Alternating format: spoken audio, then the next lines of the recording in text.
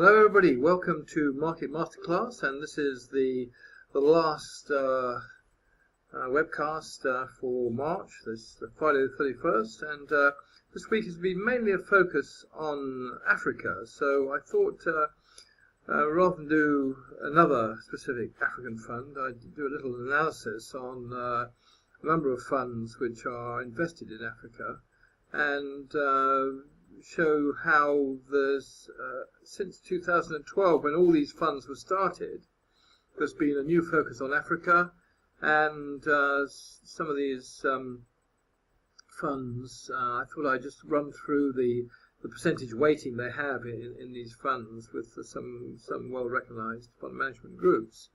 The iShares MSCI South Africa Index Fund is 100% sub-Saharan weighted.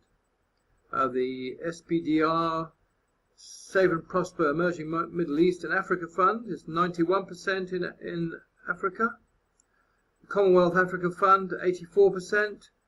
The Nile Pan-Africa Fund 84%. The Market Vectors Africa Index ETF 59% focused on Africa. T. Rowe Price Africa Middle East Fund 46% invested in Africa. Then you've got the Wasatch Frontier Emerging Small Countries Fund, which we analysed earlier in the week at 32%.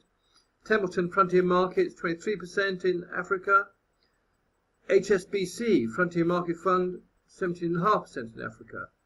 iShares MSCI Frontier 100 Index Fund 15.5% in Africa. And finally, the Harding Louvre, which we also analysed this week, has got a holding of 14.5% in Africa. So these are all, it's been quite a new focus. In funds generally, in frontier emerging market funds, you tend to get a bigger holding.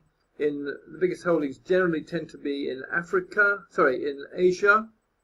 Secondly, in Latin America.